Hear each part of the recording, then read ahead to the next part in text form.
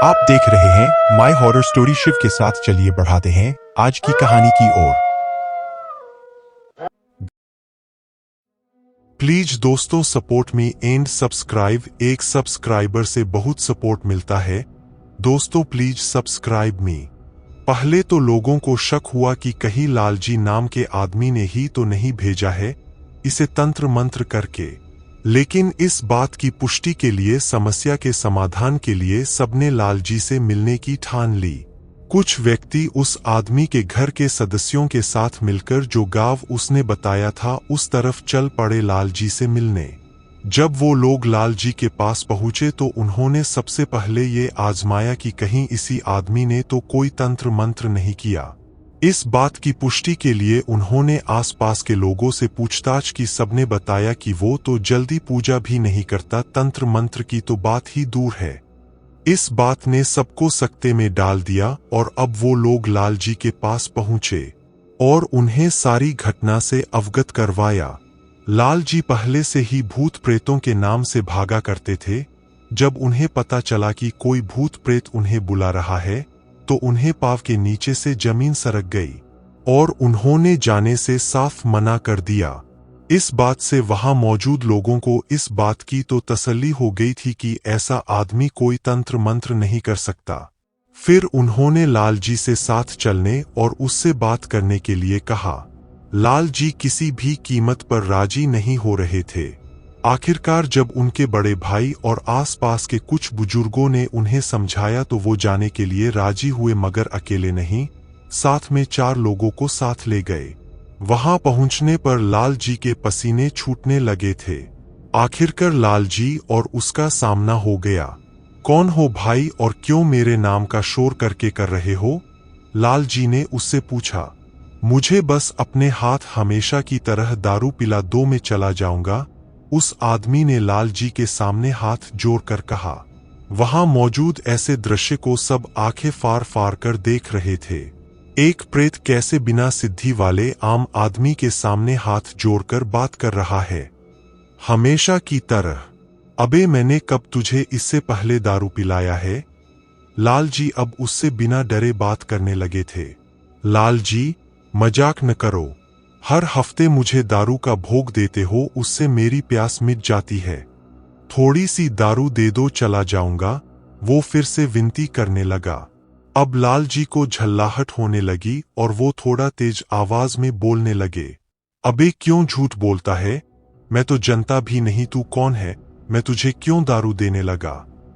हर हफ्ते तो मुझे दारू देते हो अपने घर के पीछे आकर और पूछते हो कि कब दारू दी। वो हंसते हुए बोला। वो लालजी हर बात ध्यान से सुनता और जवाब देता और उनके झल्लाने पर हंसता, जैसे कि कोई आम आदमी अपने किसी प्रियजन के साथ व्यवहार करता है। ये बात सुनकर लालजी के माथे पर चिंता की लकीरें उभर आई। ये भोग तो पहलवान बाबा को देते थे, ये भोग इसे कैसे मिलने लगा? वो भोग तो ये अर्थान वाले पहलवान बाबा को देता था, तू बीच में कहां से आ गया? उन्होंने अपनी परेशानी का हल ढूंढते हुए ये प्रश्न किया। तुम ही तो भोग देते हुए कहते थे पहलवान बाबा भोग स्वीकार करो। अब उनके अर्थान से पहले वहां रेल की पटरी में मैं ही तो रहता हूं और मैं भी पहलवान ही हूं। मुझे आदत है तुमसे भोग लेने की। उसने लालजी ये सारी बात कही और फिर रोने लगा और रोते रोते कहने लगा, जब से वहां हूं कभी किसी ने एक गिलास पानी तक नहीं दिया था। बस लालजी तुमने ही मुझे दारू दिया और मेरी प्यास बुझाई। मैं तो बस तुम्हें ही जानता हूं। ये बात सुनते ही लालजी और वहां खड़े उनके बड़े भाई की पैरों से जैसे जमीन सरक गई हो। उनका पहलवान बाबा को दिया जाने वाला भोग कोई पहलवान नाम का प्रेत ले रहा था। क्या तू वो भोग ले रहा था? अर्थान वाले पहलवान बाबा ने तुझे कुछ नहीं कहा? असमंजस में फंसे लालजी अपने सारे प्रश्नों के उत्तर जानने में लग गए। उधर उस आदमी का परिवार चाह रहा था कि जल्दी से जल्दी ये प्रेत उसका शरीर छोड़ दे और वो ठीक हो जाए। बाबा क्या कहेंगे? तुम भोग दे रहे थे मेरा नाम लेकर और मैं ले रहा था। इसमें न मेरी गलती न तुम्हारी गलती, तो बाबा क्यों कुछ कहेंगे? अब तुम जो कुछ भी दोगे वो सबसे आगे वाला ही लेगा न, 7 समंदर पार वाला तो नहीं। उसने लाल जी के असमंजस के इस प्रश्न का उत्तर दे दिया था, वो भी सटीक।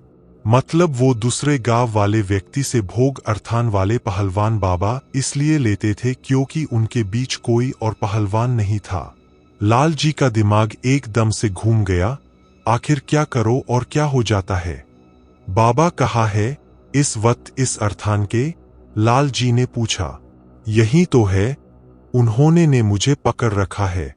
वहां यहां किसकी मजाल के मुझे हरा दे, मुझे बस दारू दे दो, चला जाऊंगा, उसने आसपास के लोगों को देखते हुए कहा।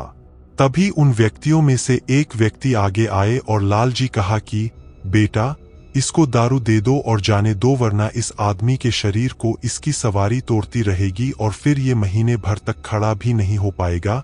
बात सत्य थी। किसी पहलवान और बलशाली आत्मा की आमद जब किसी के शरीर पर होती है तो उसके शरीर की शक्ति कम होती चली जाती है। लाल जी ने अपने प्रश्नों पर विराम लगाया और फिर वहीं पर पास पड़ी बोतल उठाई और एक ढक्कन दारू लेकर उसके मुंह में डाल दी और वो व्यक्ति पीते ही नीचे गिरा और बेहोश हो गया।